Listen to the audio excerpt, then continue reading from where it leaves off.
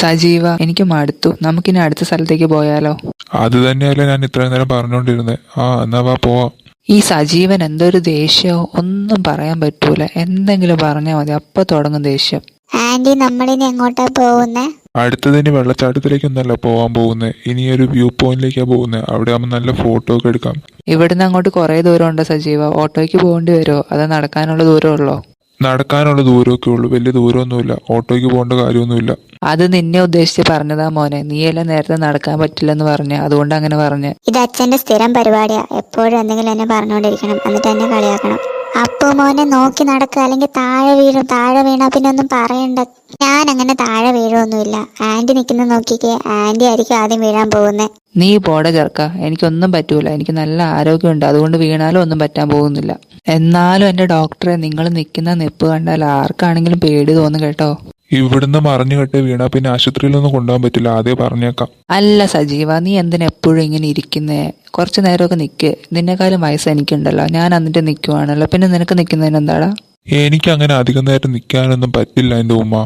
ഈ തടിയും വെച്ചുകൊണ്ട് ഞാൻ എങ്ങനെ നടക്കുന്നതെന്ന് എനിക്കറിയാം. തടിയാണെങ്കിൽ ഒട്ടും കുറയുന്നുമില്ല.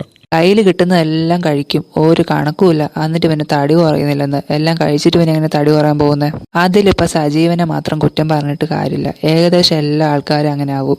എല്ലാം കഴിക്കുകയും ചെയ്യും, ഒരു കൺട്രോളും ഉണ്ടാവില്ല.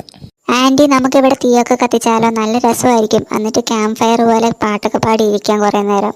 അപ്പുമോൻ എന്തായാലും മിടുക്കം കുട്ടിയാ, അതുകൊണ്ടല്ലേ ഇങ്ങനെയൊക്കെയുള്ള ഐഡിയ പെട്ടെന്ന് വരുന്നത്. നമുക്കാർക്കും ഇങ്ങനെ എന്തെങ്കിലും ഐഡിയ തോന്നി ഇല്ലല്ലോ. ഞങ്ങൾ രണ്ടാളും പോയിട്ട് കഴിക്കാൻ എന്തെങ്കിലും വാങ്ങിയിട്ട് വരാം. നിങ്ങൾക്കുള്ളതും കൂടി കൊണ്ടുവരാം. അവിടെ ഒരു കട കാണുന്നുണ്ട്.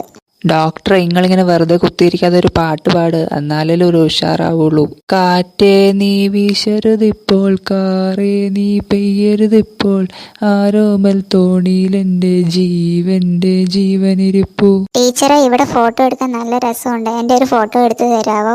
അതൊക്കെ ഇങ്ങനെ ചോദിക്കേണ്ട കാര്യമുണ്ടോ? ഒന്ന് പറഞ്ഞാൽ പോരാ, ഞാൻ അപ്പം തന്നെ എടുത്തു തരില്ലേ? ടീച്ചറെ, ഇതേ ഈ പോസ് മതിയോ? ഈ പോസ് എങ്ങനെയുണ്ട്, നല്ലതാണോ? നീ ഒന്ന് മര്യാദയ്ക്ക് നിൽക്കും മോനെ, എന്നാലല്ലേ ഫോട്ടോ എടുക്കാൻ പറ്റുള്ളൂ. എല്ലാവരും എന്താ സന്തോഷത്തോടെ ഇരിക്കുന്നത്? എൻ്റെ ജീവിതത്തിൽ മാത്രം ഒരു സന്തോഷവും ഇല്ല. എന്നും ഈ ചായക്കടയായിട്ട് ജീവിക്കാനായിരിക്കും എൻ്റെ വിധി. അയ്യോ, അത് സുമയല്ലേ, എൻ്റെ കൂടെ കോളേജിൽ പഠിച്ച സുമയ. എനിക്ക് ഏറെ ഇഷ്ടമുണ്ടായിരുന്നു എൻ്റെ സുമയ. അവൾ എന്നെ ഈ കോളേജിൽ കണ്ടാൽ എന്ത് വിചാരിക്കും? ഞാൻ മാത്രം എവിടെ എത്തിയില്ല. അവൾ എന്നെ ഈ കോളേജിൽ കാണണ്ട, എവിടെയെങ്കിലും മാറി നിൽക്കാം. ഇങ്ങോട്ട് വരാതിരുന്നാൽ മതിയായിരുന്നു. ടീച്ചറെ, ഇവിടെ ആരും കാണുന്നില്ലല്ലോ. ഇവിടെ ആരും ഇല്ലേ നീ?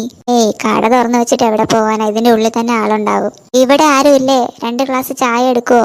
അയ്യോ, സുമയതേ വന്നല്ലോ. ഇനിയിപ്പോ എന്താ ചെയ്യാ? ചായ കൊടുക്കാതിരിക്കാൻ പറ്റൂലല്ലോ.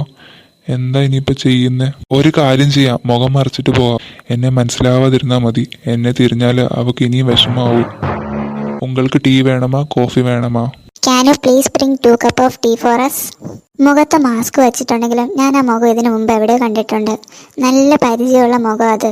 അയ്യോ, ഇതെൻ്റെ കൂടെ കോളേജിൽ പഠിച്ച രമേശ് അല്ലേ? എന്നെ ഏറെ ഇഷ്ടമുണ്ടായിരുന്ന രമേശ്. അവനിപ്പോൾ ഇവിടെയാണോ? ഈ ചായക്കട നടത്തുകയാണോ അവൻ ജീവിക്കുന്നത്? ഞാൻ കാരണം അവൻ കുറേ വിഷമിച്ചിട്ടുണ്ട്. ഇപ്പോഴും അവൻ്റെ ജീവിതം അങ്ങനെയൊക്കെയാണ്. എനിക്ക് ആകെ സങ്കടമാവുന്നു.